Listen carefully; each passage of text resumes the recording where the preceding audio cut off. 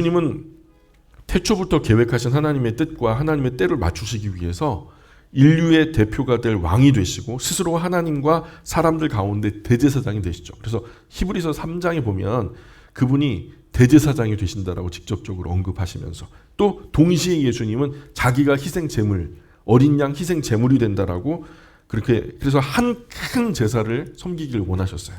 이는 단번에 또한 영원한 효력을 갖는 구약에서 수십, 수백, 수천, 수만 번 반복되어지는 짐승 제사가 아닌 하나님의 아들 하나님이신 예수님께서 인간의 육체가 되셔서 하나님으로 또 인간으로 하나님의 대표성을 가지고 인간의 대표성을 가지고 그렇게 희생 제사를 하나님께 올리는 오늘 그것을 본격적으로 시작하시는 것이 바로 종려주일 예루살렘 성 입성이죠.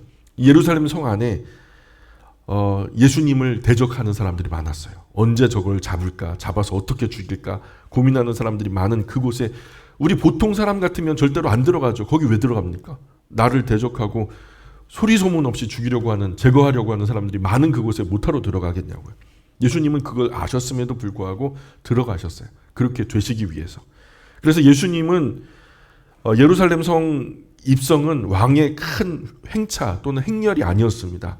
다른 군왕의 행렬과는 달리 어린 나귀 새끼를 타고 너무나 초라하게 입성하셔요.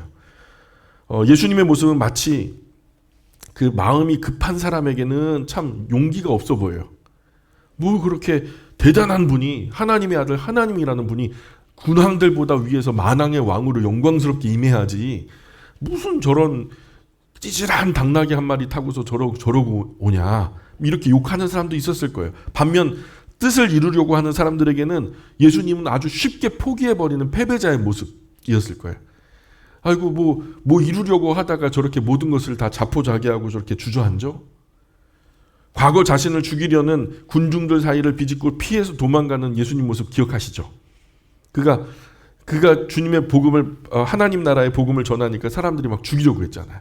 근데 그 사람들을 피해서 예수님께서는 도망가셨거든요. 그런 사람들이 볼 땐 예수님의 뒷모습은 너무 용기 없는 사람의 모습이에요. 그러나 예수님의 모든 목적은 다 어디를 향해 있냐면 바로 십자가를 향해 있다는 거예요. 십자가 위에서 아무런 항변도 하지 못하고 숙명처럼 그 죽음을 받아들이는 모습은 마치 사람들에게는 꿈을 포기하고 용기 없는 패배자, 허무주의자처럼 보였지만 그러나 예수님은 더하지도 않고 빠짐도 없는 꼭 맞는 하나님의 때에 하나님이 정하신 장소에서 하나님이 정하신 모습으로 그 숙명을 받아들이셨다는 거예요. 뜻을 이루어 드렸다는 거죠. 또 정확한 하나님의 때에 맞게 온전한 하나님의 뜻을 이루고자 오늘 예루살렘 성에 입성하시는 날입니다. 오래전 구약의 말씀이 예언하셨던 하나님의 크신 계획을 온 몸과 마음으로 또 온 생명과 삶으로 이루시기 위해서 오늘 종려주일 예수님을 잡아 죽이려고 하는 대적이 많은 예루살렘 성 한가운데로 예수님은 오늘 당당하게 입성하십니다. 온 세상에서 가장 큰 용기죠. 분명히 저곳에 가면은 나를 죽이려고 하는 사람들이 많은데 그가 누군지 불특정 다수가 나를 죽이려고 하잖아요. 근데 그곳에 내가 어떤 숭고한 뜻을 이루려고 들어간다는 것은 엄청난 용기죠. 예수님이 뭐라 말씀하셨냐면 친구를 위하여 목숨을 버리면 이에서 더 큰 사랑이 없다 가르쳐 주셨어요. 그리고 죄된 사람을 자기의 친구 삼아서 스스로 십자가에 오르는 희생 어린 양 제물이 되어서 대속의 죽음을 각오하고 입송하시는 거죠. 하나님의 뜻을 포기하지 않고 자신을 보호하려는 본성을 거스르고 고통스러운 환경을 견뎌내며 대적의 핍박을 이겨내십니다. 결국 하나님의 뜻을 이루어내시는 예수님의 모습은 우리가 꼭 기억해야 되는 거예요. 절대로 잊어서는 안 되는, 꼭 알아야만 하는 너무나 고귀한 희생이었다는 거죠. 왜냐, 나랑 상관없는 것이 아니라 나를 위한 일이었으니까 절대 잊으면 안 되겠죠. 길을 가다 누군가 나를 위해서 그 밀치고 자신이 대신 차에 치여 죽었다고 생각해봐요. 그 사람 평생 있겠어요? 그렇죠. 예수님은 그분보다 훨씬 더 탁월하신 분이신데요. 하나님의 아들 하나님 되신 그 예수님을 우리는 잊지 않기 위해서 노력해야 돼요. 오늘로부터 이어지는 한 주간, 고난 주간이라 부르죠. 이제 십자가와 죽음으로 이어지는 고통스러운 여정, 그것은 나와 상관없는 것이 아니라 나와 아주 긴밀하게 연관되어 있다는 것. 우리의 마음도 주님의 고난과 함께 흘러가기를 바라고요. 왜냐하면 원래 이 고통과 죽음의 십자가는 예수님의 것이 아니었거든요. 저와 여러분의 것이기 때문에. 또 예수님 십자가의 죽음을 따르지 않는 자는 부활도 영광도 없다라고 성경은 선언하고 있어요. 우리 대신 십자가 지신 예수님의 뒤를 따라서 차분하고 겸손하게 흘러가는 검소한 한 주간이 되기를 주님의 이름으로 부탁드립니다. 우리 지난 시간 이어서 사도행전 말씀 계속해서 말씀 나누도록 하겠습니다. 사도들 34절 35절 우리 방금 읽었는데요. 성령 하나님의 임하심으로 사도들과 초대교회 성도들 가운데 정말 이런 일이 벌어졌어요. 지금 우리가 34절 35절에서 어떤 일이 벌어집니까? 자신의 것들을 다 소유를 팔아서 그 사도들 발 아래 두고 그것을 가난한 사람들 어려운 사람들 몰려올 때 그걸 나눠주게끔 했거든요. 이런 일은 참 선하고 아름다운 일이죠. 그러나 이런 사건을 보고서 우리 영광교회도 그렇게 하자 그러면 되겠어요? 안 되겠어요? 그걸 제가 가르쳐 드릴게요. 이건 특별한 케이스예요. 예를 들어 호세아서에서 음란한 여인을 취하여 너 결혼해라. 그것을 일반적으로 받아들이면 될까요? 안 될까요? 우리 모든 청년들이 호세아서 말씀을 읽다가 은혜 받았다 해서 음란한 여자를 취하여 아내로 삼으라. 이걸 갖다가 일반적으로 받아들이면 될까요? 안 될까요? 그건 호세아에게만 해당되는 특별한 케이스예요. 마찬가지로 지금 이 사건도 굉장히 특별한 케이스예요. 이런 특별한 케이스를 일반적으로 받아서 우리도 집 팔고 밥 팔고 교회 다 갖다 바치고 선한 일 하자 그러면 안 되는 거예요. 예루살렘 교회로서는 정말 잘한 일이에요. 예루살렘 교회 자체만 두고 볼 때는 정말 잘한 일이지만 지금 현대 교회와는 양상이 좀 달라요. 환경도 달랐고 그 역사적인 배경도 좀 달라요. 당시 예루살렘이라는 도시는 종교도시, 정치도시였어요. 그러니 공직의 종교 공무원, 정치 공무원들, 관원들이요 예루살렘이라고 하는 도시를 쥐락펴락 하는 거예요. 이 사람들이 쟤 제거해 그러면은 그 사람들한테 뭐 팔지도 않고 사지도 않고 아예 그 사람과 왕래하고 친교도 안 하면 교제하기도 안 하면 이 사람은 그냥 말 그대로 관계에서도 죽고 먹고 살 길도 막막해지는 거거든요. 그런 이곳에서 나사렛 예수를 그리스도로 믿는다. 나사렛 예수가 메시아다. 이렇게 믿는 사람들 그런 사람들로 소문이 나면 당시 유대교에서는 출교를 당하는 거예요. 그러면은 출교와 동시에 모든 관계성이 끊어져요. 먹고 살 길이 막막해지는 거예요. 이런 사람이 수천 명이 되었다는 거죠. 성경 기록대로라면 남자만 해도 지금 헤아리는 것이 5천 명이 됐다잖아요. 이런 사람들이 지금 예루살렘 성 안에 수만이 되는 거예요, 사실은. 이후에 사도가 3차 전도 여행을 마치고 왔을 때 예수님 동생 야고보를 만나거든요. 그러니까 야고보가 뭐라고 말하냐면 이런 얘기를 해요. 그대도 보는 바 유대인 중에 예수님을 믿는 자가 수만이 있다. 이를 말해요. 다 율법의 열성을 가진 사람들이다. 이런 말씀을 하거든요. 그러니까 유대인 중에 예수님을 그리스도로 메시아로 받은 사람이 수만이 있었다는 거예요. 그러니까 예수님의 12제자를 넘어서 누가복음에 보면은 70명의 제자들이 있었다는 것도 알게 됐고요. 오순절 다락방에 120명의 성도가 모였던 것도 우리가 기억하고요. 베드로의 설교에 3,000명이 어찌할꼬 하면서 세례를 받았다 했고요. 또 지난 시간에도 5,000명이 그렇게 있었고요. 야고보의 고백대로라면 수만 명이 지금 예수님을 메시아로 받아들이고 있고요. 더 나아가서 나중에 보면 남녀의 큰 무리가 합류했다고 하고요. 더 나아가면은 이로 헤아릴 수 없이 많은 무리가 예수님을 메시아라고 받아들이게 되었다라는 것을 성경은 증언하고 있어요. 점점 급격하게 늘어나고 있죠. 대체로 예나 지금이나 사는 대책을 잘 마련해 놓은 부자는 예수님 하나님 잘 안 믿어요. 되게 가난한 사람, 병든 사람, 외로운 사람, 귀신 들렸던 사람, 장애 가진 사람, 빚진 사람 이런 상대적으로 약한 사람들이 예수님을 대거 믿게 되거든요. 그런데 그나마도 그 사회에서 쫓겨나 버리면 직업도 소득도 없잖아요. 그럼 막막한 거예요. 먹고 살 길이. 그러면 당장 먹고 사는 일이 문제가 되잖아요. 이것을 보던 그리스도인 중 여럿이 마음이 뜨거워져요. 나사렛 예수님을 나의 구주와 주님을 영접했다 하니까 예루살렘 성에서는 왕따가 된 거예요.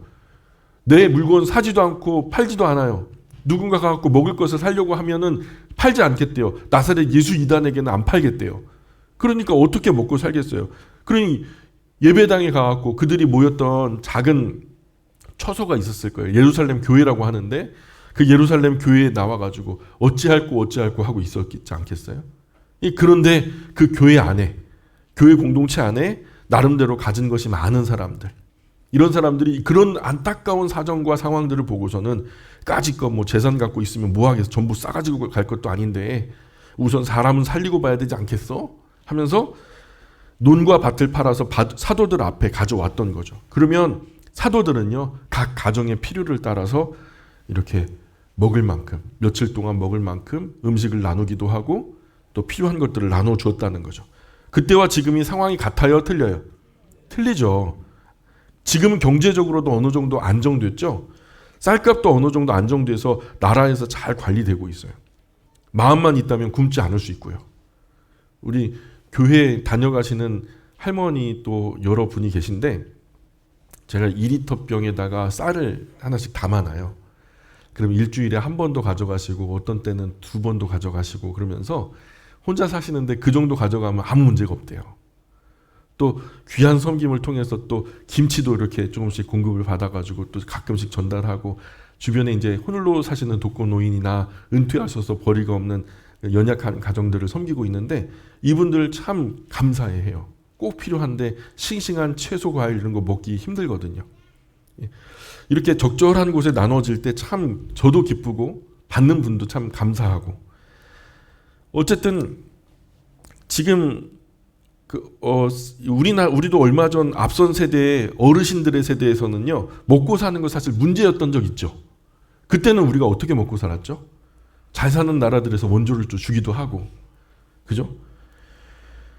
지금 우리는 어려운 사람이 먹고 사는 일을 예사로 보지만은 지금도 사실은 어려운 분이 있어요. 이런 분을 위해서 교회는 꼭 손을 펴서 구제하는 것을 즐거이 해야 된다는 거죠. 초대교회와 같이 어려운 때에도 우리가 했었는데 지금처럼 풍성한 때에 우리는 더 열심히 해야 되겠죠. 당시 사람들의 시선에서 예루살렘 교회는 어떻게 보였을까요? 교회 바깥에서 보자면 이건 참 시험될 일이에요. 왜냐하면 성도들이 재산 팔아치우는 교회, 성도들 재산 먹어치우는 교회 그렇게 보이지 않겠어요? 그러나 예루살렘 교회로서는 정말 탁월한 처신이었던 게 그렇게 다 팔아치우고 예루살렘 성 안에서는 더 이상 살 수 없는 거죠. 그렇게 돼가지고 어쩔 수 없이 그제 가증한 것이 서지 않을 곳에 선 것을 보게 되면 너희는 빨리 그곳을 떠나라고 예수님 말씀하시면서 예루살렘의 멸망을 갖다 예언해 주셨었는데 이제는 뭐 더 이상 팔 것도 뭐 공급할 것도 없으니까 예루살렘 성 안에서는 더 이상 살 수 없겠다 해가지고 그리스도인들이 하나둘씩 전부 다 예루살렘 성 바깥으로 나가기 시작했어요. 그렇게 핍박을 통해서 흩어져 나간 사람들을 디아스포라라고 불러요. 디아스포라. 그래서 이 모든 그리스도인은 핍박과 어려움을 피해서 사방팔방으로 흩어져 나가는데 이렇게 흩어진 유대인 디아스포라 그걸 갖다가 어느 이제 그 분이 해석하기를 하나님의 파종이다. 씨가 예수 그리스도의 복음을 가진 사람들이 세계 열방으로 흩어져 나간 거잖아요. 그 사람들이 거기서 아무것도 안 했냐? 거기서 하나님을 예배했을 거란 말이에요. 그러면 그곳에 교회가 세워졌을 것이고 이미 그래서 바울이 전도 여행하는 동안에 지역에 갔는데 벌써 예수님을 믿는 사람들이 있었다라는 기록들이 여러 번 나타나죠. 이게 바로 이때 당시 퍼져나간 디아스포라 그리스도인들, 유대 출신 그리스도인들이 그곳에 기틀을 마련해 놓은 거죠.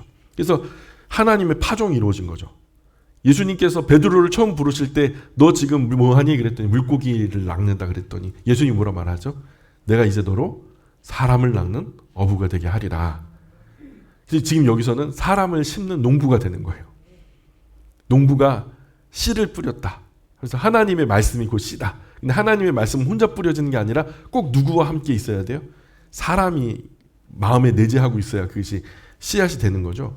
그래서 사람을 낚는 어부, 동시에 사람을 심는 농부, 씨를 뿌리는 거죠. 이런 디아스포라 유대인이 선 곳마다 예수님의 복음이 전파되고요. 그러니 초대교회로서는 집 팔고 밥 팔아 나누어 먹은 것이 잘한 일이에요. 예루살렘 성에서 더 이상 먹고 살 길이 없는데 있어봤자 결국 다 바닥나고 비참해지는 게 당연한 일인데 미련 없이 떠날 수 있죠. 다 팔아치우고 나눠 먹고 그랬으니까요.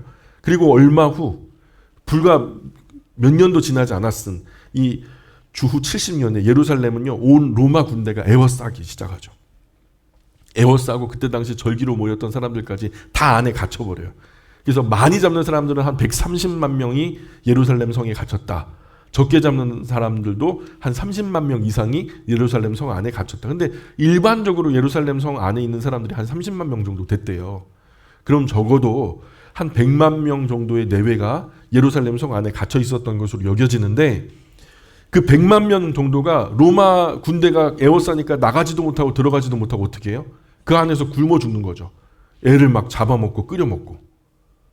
나중에는 정말 심각한 상황이 되는 거죠. 아주 비참해요. 그래서 100만 명이 예루살렘 성 안에서 죽어갔던 역사적 사건이 있어요. 근데 그 안에 그리스도인은 없었어요. 다 싹 빠져나간 이후였어요. 만약에 논도 있고 밭도 있고 집도 있고 재산이 많았다면 롯의 아내처럼 미련이 남아가지고 떠나지 못했을 거예요.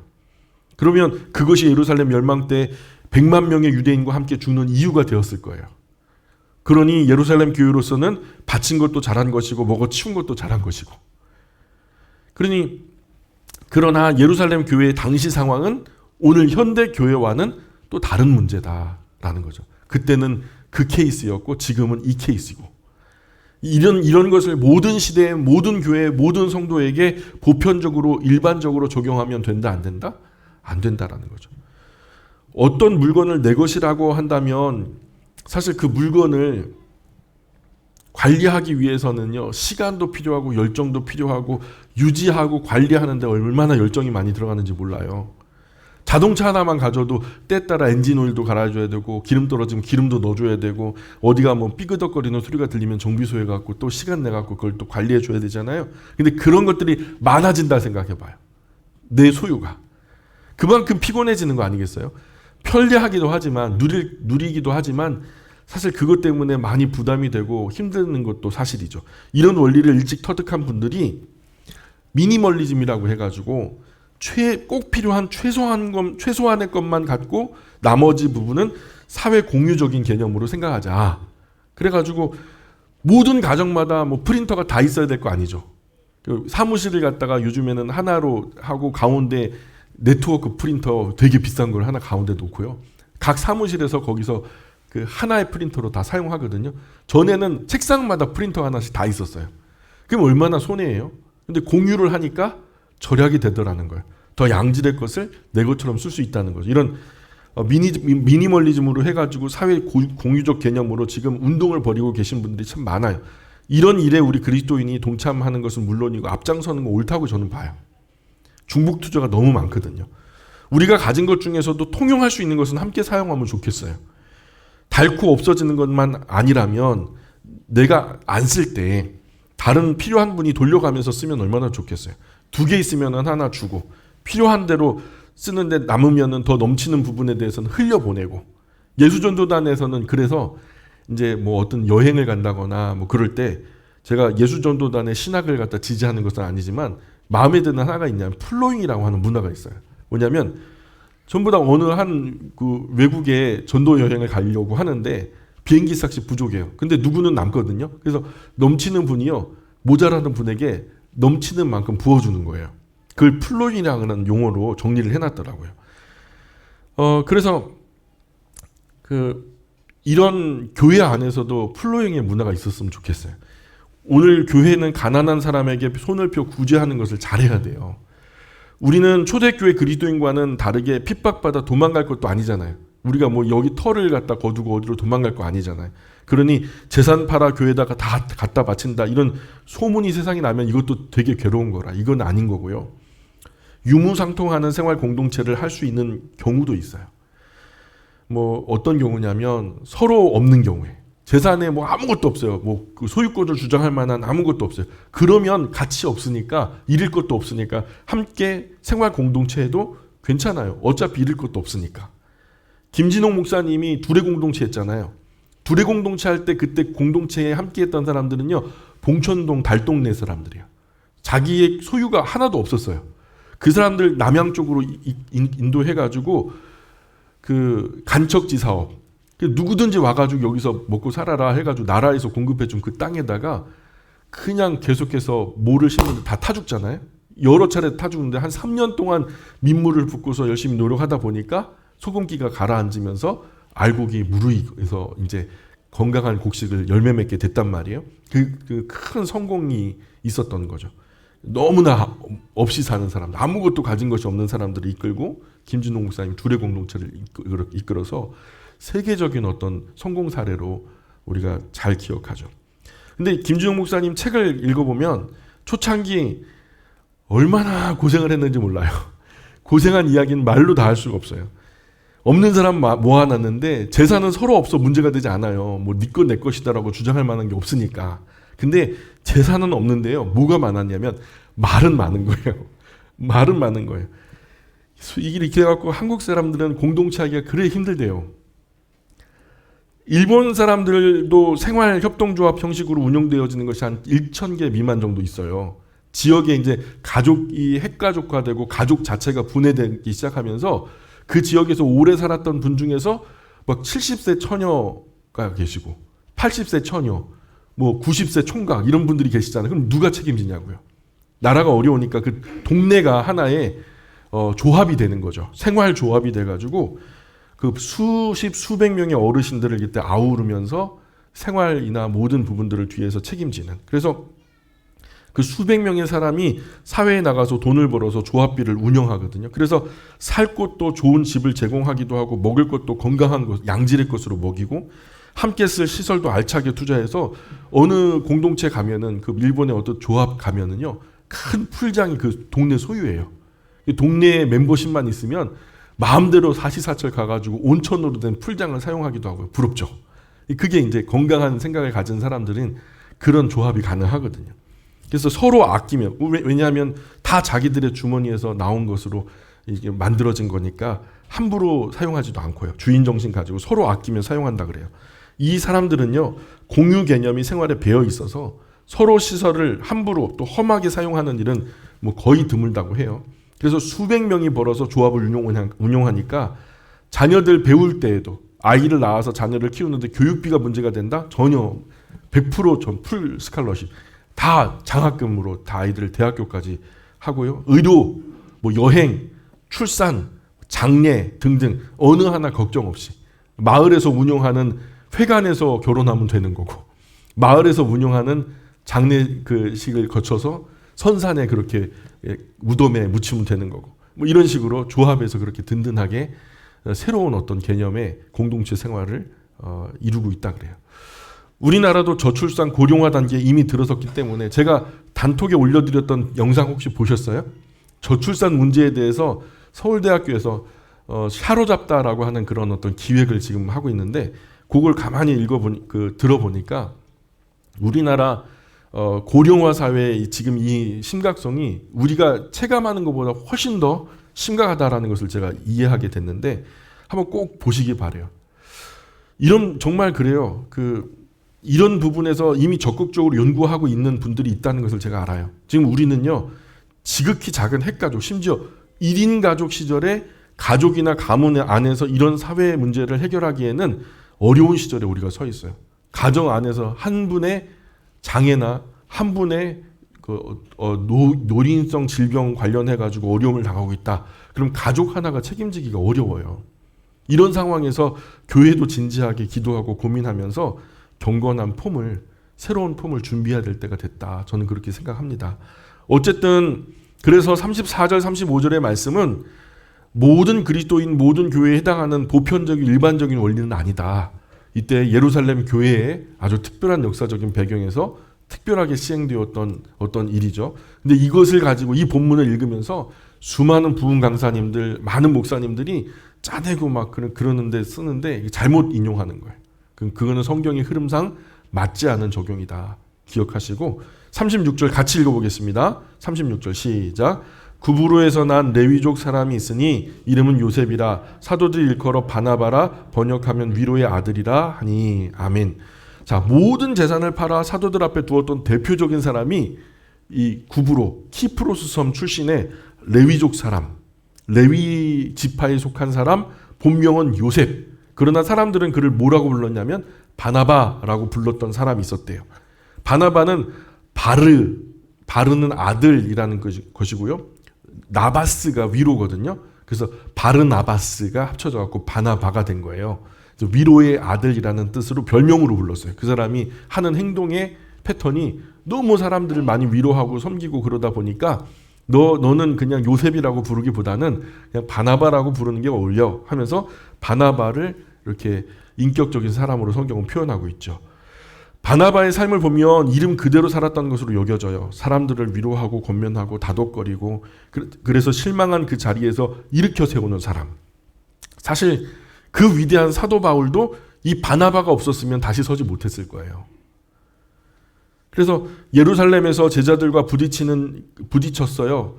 그 아라비아 광야에서 다시 모든 것을 새롭게 하고 예루살렘 성을 중심으로 열심히 주님의 복음을 전하겠다 하고 막 사기중천해 갖고 왔는데 사도 바울이 복음을 전하면은 오히려 기존의 예루살렘 성 안에서 믿던 사람들이 곤란해지니까 사도들이 주의를 시키고 그러면 안 된다 하고 막 그 자제를 시키니까 사도 바울이 마음에 큰 상처를 받고 에이 그냥 고향에 가가지고 조용히 예수님 믿다 죽어야지.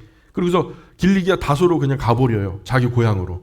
그렇게 절망한 그 자리, 그렇게 길리기아 다소에 가가지고 조용히 개인 신앙에 정진하던 바울을 이 바나바가 찾아가가지고 조곤조곤 타일러요. 그리고 위로해서 시리아 안디옥 교회에 너의 손이 필요해. 너의 섬김이 필요해. 그래가지고 이 안디옥 교회의 사역자로 바나바가 바울을 크게 일으켜 세우죠. 물론 이제 그 배후에는 성령 하나님의 도우심이 있었을 겁니다. 마가 요한도요. 1차 전도 여행 중에 바울과 크게 다퉈요. 뭐 여러 가지 이제 학설이 있는데 뭐 어떤 이유로 다투고 험한 책망의 말을 듣고서 영 사역을 그만두려고 해요. 그런데 바나바가 다시 조곤조곤 타일러서 이렇게 세우죠. 훗날 마가 요한은 아주 훌륭한 일꾼이 되고요. 사도 바울도 마가 요한을 인정해요. 나중에는 내가 사람을 잘못 봤구나. 내가 참 되먹지 못하게 봤는데 내가 생각하는 것보다도 훨씬 더 신실한 사역자였구나라는 것을 알고서는요. 마지막 바울의 말년에 마가 요한이 죽는 자리에 옆에 있기를 바랬던 것이 바로 바울의 상황이었어요. 이런 좋은 관계로 회복되어지는 것도 바나바의 섬김으로 가능했다라는 거죠. 중간에 누가 서면요. 원수가 되는 일은 다반사예요. 근데 중간에 누가 섰는데 원수가 친구가 되는 경우는 거의 드문 시절이에요. 참 우리 영광의 모든 가족들이요. 바나바처럼 중간에 딱 서면 원수도 친구가 되어지는 기적이 있었으면 좋겠어요. 이런 사람들을 뭐라 그러냐면 피스메이커, 평화를 만드는 사람.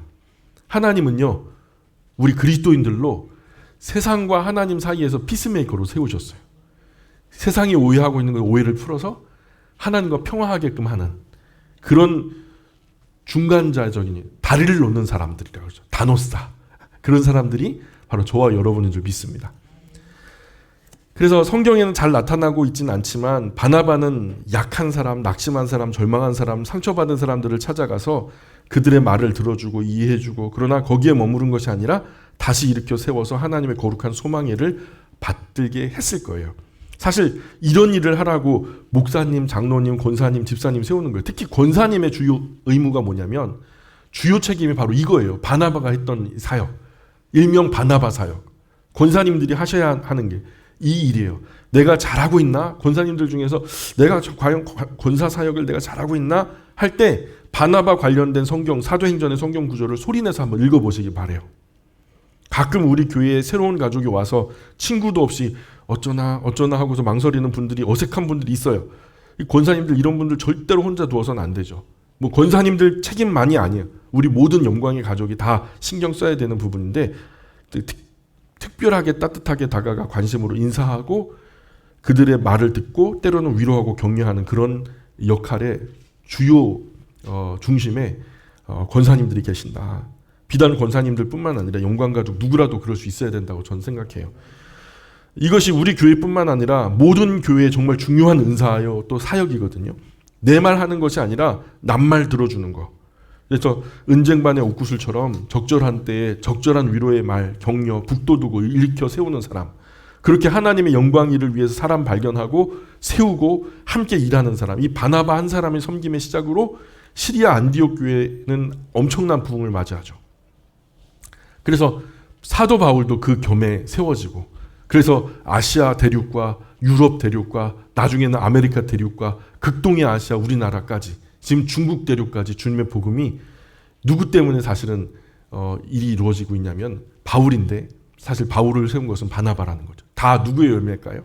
저는 바나바의 열매라고 생각해요. 우리 교회에도 이런 바나바 은사의 소유자가 많았으면 좋겠어요. 누구랄 것도 없이 우리 한 사람 한 사람 다 같이 노력했으면 좋겠어요. 현대인들 얼마나 상처받을 일 많아요? 막 텔레비전에 보면요. 괜찮은 것 같은 연예인들이 갑자기 나와가지고 상담소라 그래갖고 얘기하는 거 보니까 사실은 제 안에 우울증이 있어요. 사실은 제 안에 공황장애가 있어요. 사실은 제 안에 대인기피 있어요. 사실은 제 안에 뭔가 큰 아픔이 있어요. 상처가 있어요. 술을 헤아리기 어려울 정도로 많은 사람이 지금 그 텔레비전에 나오는 그 사람들뿐만 아니에요. 우리 주변에 흔하게 그런 사람들이 발견되고 있어요. 정신적인 어려움을 경험하고 영적인 큰 침체에 빠진 사람들이 많아요. 그래서 우리 시대에 바나바와 같은 위로자가 더 간절하게 필요한지도 모르겠어요. 미국 교회 같은 경우에는 이런 그 위로자, 또 카운슬러, 탁월한 상담사 이런 사람들을요. 오산이면 오산 지역에서 초청해요. 요즘에 가장 유명한 상담사 누구예요? 오모 박사 있잖아요. 그러면 그 지역에서 한 달 동안 그분을 갖다가 사오는 거예요. 좀 와서 우리 지역에서 봉사 좀 해주십시오. 그러면 연대한 여러 교회들이요. 일정 기간 동안에 여기 우리 박사님이 오셨으니까 어려운 일 있으면 상담을 합시다. 예약을 잡게 해요.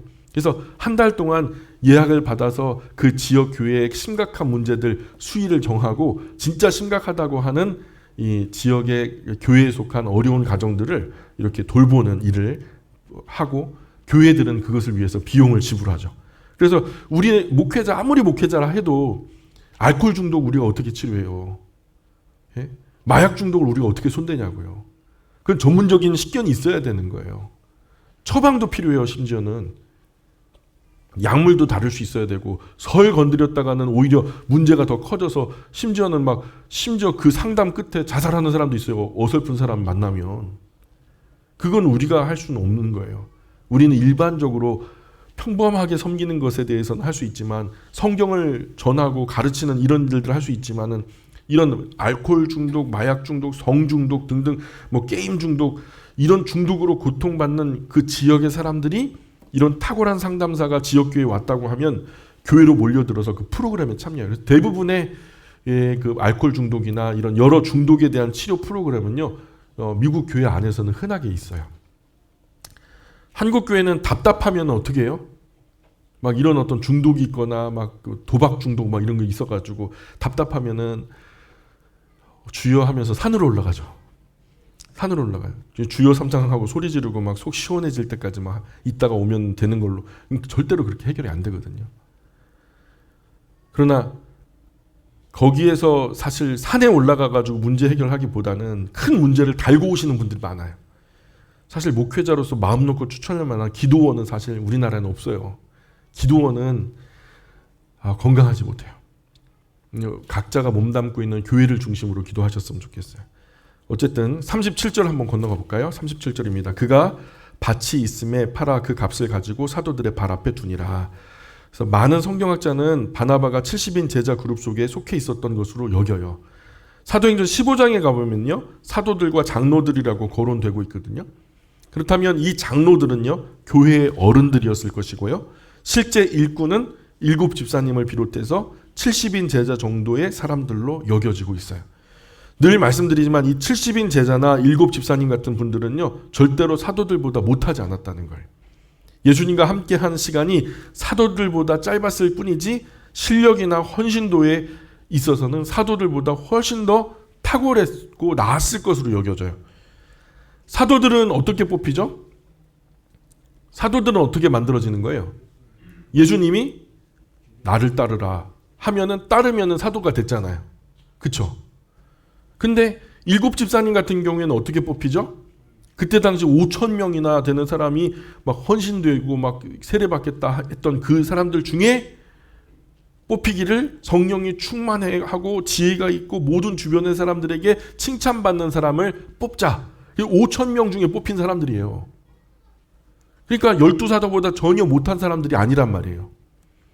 7 집사님 중 한 분이 스데반 집사님이거든요. 근데 그 기록을 보면 바울 사도와 가말리엘 문화에서 함께 공부했던 사람이래요. 항상 1등, 2등 했던 사람들이래요. 그 정도면은 베드로나 갈릴리 출신 몇몇 제자보다는 조금도 못한 것은 아니거든요.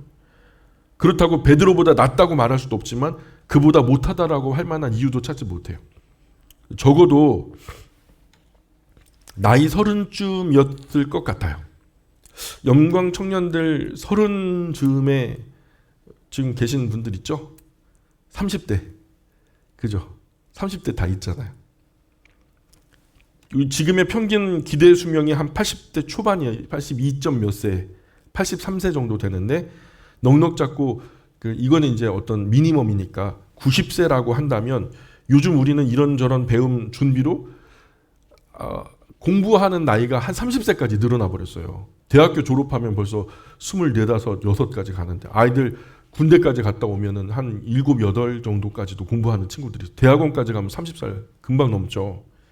그래서 뭔가 준비하고 공부하는 데까지만 한 30년 정도 걸린다고 하면 한 30년 뭘 할지 몰라서 이리저리 망설이느라 또 30년 보내요. 이렇게 졸업하고 그리고서 마지막 30년 이렇게 저렇게 하느라고 했던 일들에 대해서 후회하느라고 한 30년 보내버리고요. 영국 극작가 겸 소설가 버나드 쇼라고 하는 사람이 자기 묘비명에다 뭐라고 적어놨냐면 우물쭈물하다 내 이럴 줄 알았다 이렇게 적어놨어요. 이것이 우리의 묘비명이 되지 않기를 바라요. 나는 어떻게 태어나서 무엇을 위해 살다가 어떻게 죽을 것인데 이 정도는 성경 안에서 정리가 돼 있어야 되죠. 예수님 나이 30에 공생이 시작하시잖아요. 그렇죠? 33세 대의를 위해서 몸을 버리실 정도로 대단하신 분이시죠. 세례 요한도 30 즈음에 회개의 세례를 선포하기 시작했고요.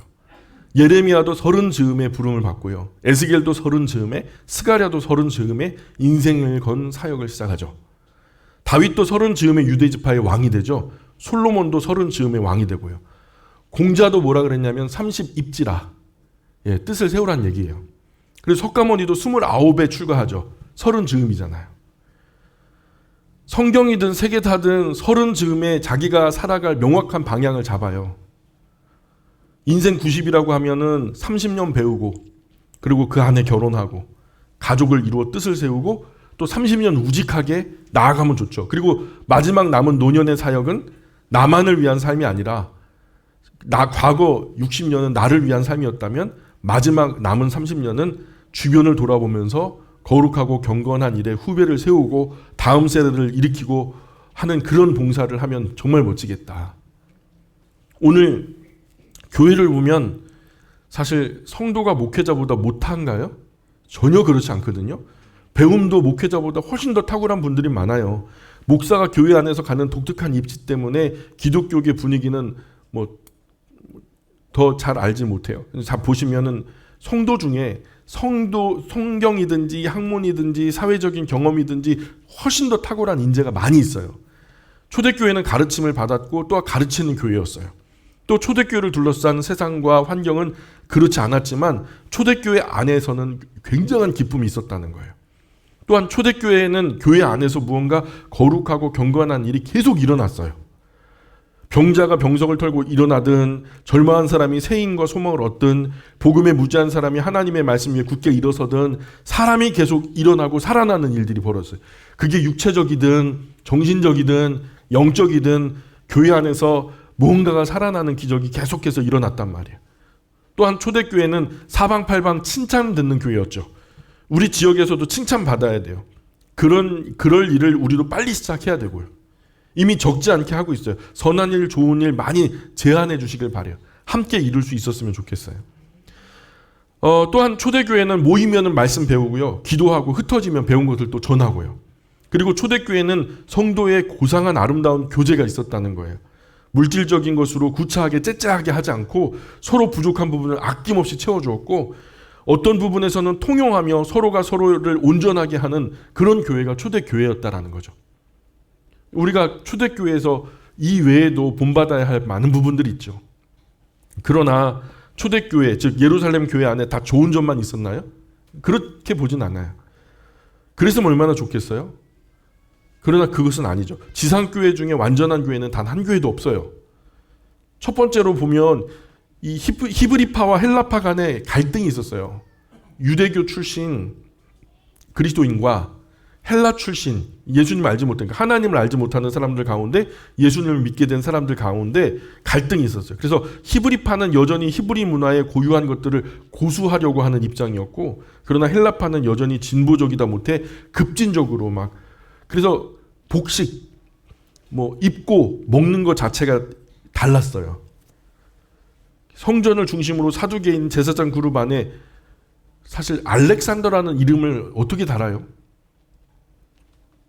자기 나라를 침략했던 헬라의 왕 알렉산더의 이름을 따가지고 자기 이름을 지은 거예요. 우리식으로 말하면 그 자기 이름을 뭐라고 지은 거냐면 이토 히로부미. 그러면은 정상적이에요? 지금 이 성전을 섬기는 사람들 가운데 진보적인 사람들 중에 자기 이름을 갖다 알렉산더라고 지은 사람이 있었다는 거예요. 그러니까 히브리파, 헬라파 간에 메꾸어질 수 없는 엄청난 간극이 존재했다는 것과, 또 하나 할레파와 무할레파 간에 또 갈등이 있었고요. 또 사도들을 중심으로 한 세력과 장로들 세력 간에 은근한 알력이 있었어요. 베드로가 성령 하나님의 인도하심으로 일하고 돌아올 때 여러 교회, 여러 지역들을 돌아다니거든요. 그래서 이방인 집에 가가지고 음식을 먹어요. 거기 성령 임했다는 이야기를 듣고. 이것 때문에 이제 베드로가 예루살렘에서 돌아오기만 하면은 따지려고 벼르던 장로들이 있었다라는 거죠. 베드로가 시리아 안디옥에 가서 사역할 때 예수님의 동생 야고보가 베드로 뒤를 가만히 이제 사람들을 보내가지고 베드로 뭐 하고 있나 봐라. 베드로 뭐 하는지 가봐라. 그래서 베드로는요 괜히 그 보내진 사람들 눈치를 보면서요. 이런 갈등이 미묘하게 성경을 자세히 읽어보면은 그런 묘한 갈등의 요소가 보여요. 이런 부분도 알아둘 필요가 있어요. 초대교회에 대해서 완벽하다라는 환상을 가지면 안 돼요. 세상에 완벽한 교회는 한 교회도 없다는 거예요. 우리가 추구하는 교회는 성경의 원리대로 지향하는 교회이지 완벽한 교회가 아니에요. 성경 안에서 어떤 특정한 교회를 본받으려고 하는 것이 아니에요. 세상 모든 지상교회는 완전하지 않잖아요. 완전해지려고 노력하는 것이 지상교회고요. 성경에서 말씀하는 예수님께서 세우고 가르쳐 주신 교회의 완전한 폼을 성경대로 회복하려고 하는 교회가 지상교회죠. 계속해서 그래서 자신을 리폼한다. 원래의 성경이 말하는 폼대로 바르게 되기 위해서 자신을 계속 쳐서 복종시켜 말씀대로 하기 위해서 매일 개혁되어지는 교회가 리폼드 처치, 개혁교회라는 거예요. 그래서 성경대로 회복하려고 하는 교회가 지상교회죠. 또한 우리 교회가 돼야 될 줄 믿습니다. 로마 카톨릭이 중세 1000년 동안 망가뜨린, 성경에서 가르쳐준 망가뜨린 그 교회, 성경에서 가르치는 원래 교회의 폼을 다시 성경의 기준대로 바르게 세워보려고 노력하는 교회가 개혁교회의 정신이다. 그래서 초대교회 예루살렘 교회도 이런저런 갈등이 있었던 것을 기억해야 됩니다. 그 대신에 좋은 것은 가지고 오고 나쁜 것은 배제하고, 그리고 성경에 나타난 복음을 아주 단순하게 전해야 돼요. 단순하고 단호하게, 분명하고 확실한 것은 굳게 붙들고 나아가야 되는 거죠. 베드로는 자기를 통해서 일어나는 이런 어떤 이적과 표적을 통해서 나를 보라 그러지 않죠. 그럴 일이 있어도 왜 나를 보니 그러잖아요. 왜 나를 보느냐 했어요. 거룩한 종 예수님의 이름으로 일한다. 너희가 고문하고 십자가에 못 박아 죽인 그 예수님을 아버지 하나님께서 살리셨다. 모든 영광을 한 놀이라도 자기에게 돌아오지 않게 하려고 애쓰고 힘쓰고 있어요. 오직 예수님의 이름에, 또한 그 이름을 주신 아버지 하나님께 영광을 다 돌리려고 노력하고 있어요. 그래서 베드로와 제자들을 보는 모든 사람으로 예수님과 그분을 보내신 하나님을 보게 되므로 아버지 하나님께 영광이 돌아가도록 섬겨내고 있다는 거예요. 훌륭한 섬김이라는 게 그런 거예요. 나를 인하여 하나님이 영광 받으시도록, 내가 영광 받는 것이 아니라. 그래서 능력이 중요한 게 아니라 능력으로 무엇을 하는가가 중요하다라는 거죠. 위대한 종의 모습이죠. 모든 영광은 주인께 올려드리는 거죠. 이런 부분도 우리가 본받아야 될 부분이라고 믿습니다. 자, 우리 기도하겠습니다.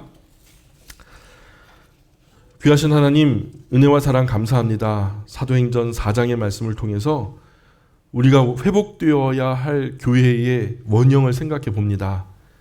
지금 우리 영광교회가 주님 보시기에 한없이 부족하다는 것 잘 알고 있습니다. 그러나 하나님, 저희를 기쁘게 바라봐 주시기를 소망합니다.